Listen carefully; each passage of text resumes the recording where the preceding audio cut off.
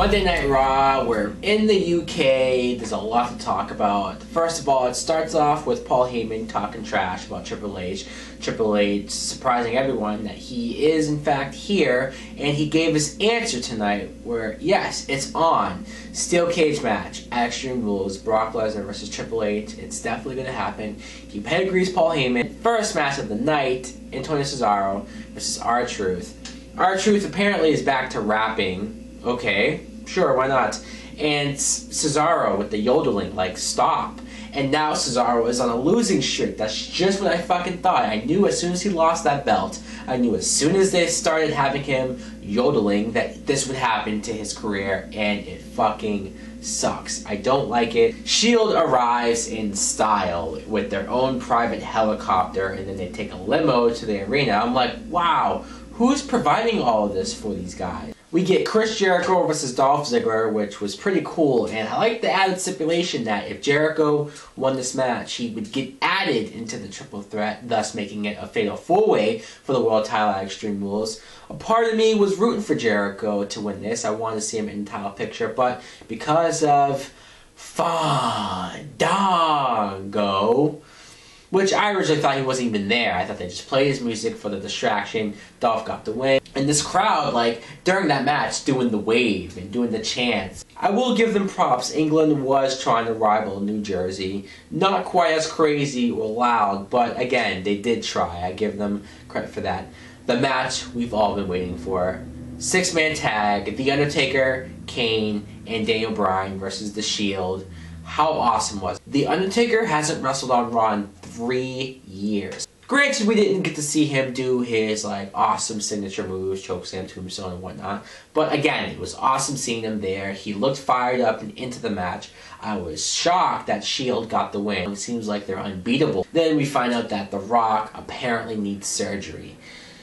I'm not denying whether his injury is true or not. I just feel like when they showed that tweet of him saying, oh yeah, they had to push my tendon back into my abdomen or something, like, what? Was it that serious? I don't know, I guess in some ways I'm calling bullshit. Fandango versus William Regal. It was cool to see William Regal in his home country, even though he lost. But hey, what can you expect? Fandango is insanely popular now. Somehow, some way. Jericho comes out, attacks him, throws him off the stage.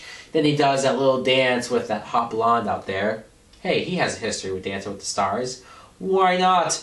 Divas Battle Royal for the #1 contendership. I was looking forward to this match because how long have I been promoting, advocating the Divas division, how they need to start taking them seriously. We might not have the greatest crop of Divas ever, but again, what are you going to do? I was annoyed. I'm like, where's the Bella twins? How come the Bellas weren't out there? And then when they mentioned that Nikki, was it Nikki or Brie? I don't know. One of them who beat Caitlyn last week, they disqualified that because they used the Twin Magic switcheroo thing. And I'm thinking, how long have we seen the Bellas do that? Hell, that's how they won the belt separate times. Each of them won the belt that way. But they're just now disqualifying them for that. AJ ends up winning the Battle Royal, which is cool because this is a match I've been wanting to see for a while. AJ versus Caitlyn for the Divas title. Hopefully they have it at the pay-per-view. Last segment of the night, Mick Foley confronts Ryback, and I will say this. I'm not a big fan of Ryback being a heel, being bad. I feel like it's the same thing where WCW fucked up with Goldberg, where WCW turned Goldberg into a bad guy, and no one really gave a shit. You know, it's like they loved Goldberg when he was a good guy. He was someone to root for and cheer for. But I don't feel like the fans care. I don't think they care about Ryback now that he's a bad guy. And it sucks. I also feel like WWE is making Ryback look terrible going into this title match with John Cena. And speaking of Cena, just when Ryback and Foley were about to go at it, Cena comes in, saves the day, Shield comes down, Cena left the ring, and I just expected it to be the same thing like last week, but just roles reversed. But then Cena surprised me, he came in there with chairs and took Shield out. Maybe that was his apology to Ryback for all those times he never saved him from Shield before.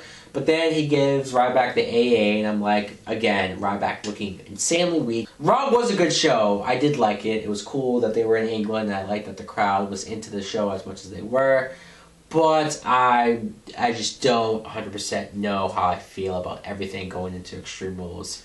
Let me know in the comments below what you guys thought of Raw and the upcoming Extreme Rules pay-per-view. As always, like and subscribe. Later!